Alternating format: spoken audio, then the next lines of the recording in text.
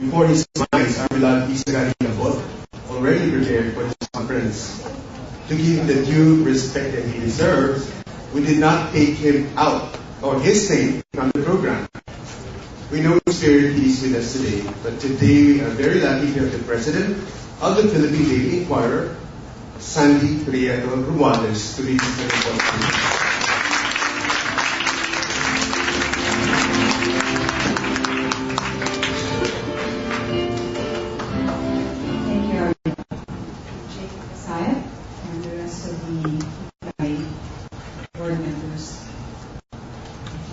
Fellow communicators, good afternoon.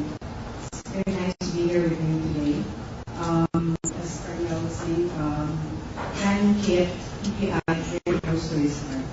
I was next to Wayne, who related to me that Danny was very given and dedicated to PPI's programs, that she would often recount and watch as he would take like a long trip by air and then take a lunch or 2 hours just to give a session on community writing to movement. And so he really would hardly miss any of the PPI meetings. So it was thank you for giving him this honor.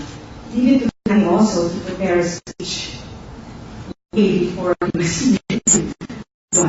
I was relating also to when many times as opposed to my style, where sometimes my notes are even more than a prepared speech. So, it was nice that he had prepared this. He often, though, starts his speeches with a amusing anecdote, and I didn't find one here, so I'm just going to relate something that we often quote him, and that's when he gives tips about giving speeches, and he says, it should be like a lady's skirt, short enough to remain interesting, but long enough for all the essential parts. So to that, Gani, I kept with your practice of starting with something. So this is something you prepare. There's no doubt that in this age of news and information, the media is a very powerful institution.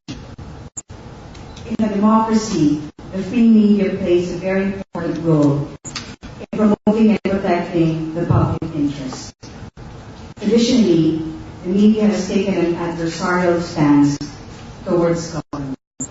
Good thing President Noynoy has left and has finished his mission. And plays watchdog role as a public representative. American columnist and educator Georgie Ann Gale said that today the press, in open clause, the older term for media, is judge and jury, prosecutor and inquisitor, new reverend and mother superior. Those quotes.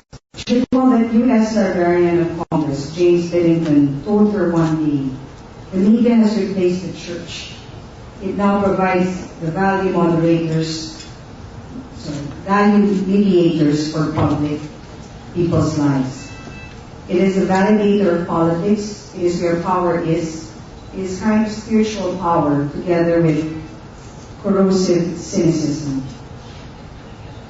So to sustain the comparison of media to the church, Eugene Hartley said that journalism is becoming no less than a new religion, complete with imprecision and infallibility.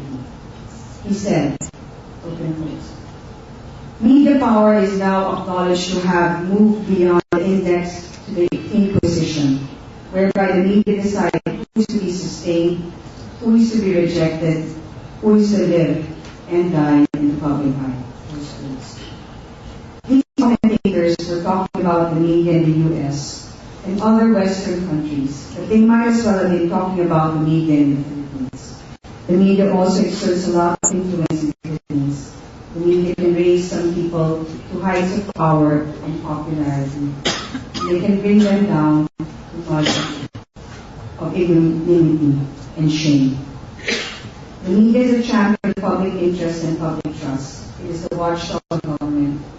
It is a protector of democracy and the rights that flourish in a democratic society. But as Juvenal said in his satire, and he has it here in Latin, but I will not attempt, who will guard the guards themselves? To whom will the media be accountable? An institution that wields so much power must be accountable to some greater institution.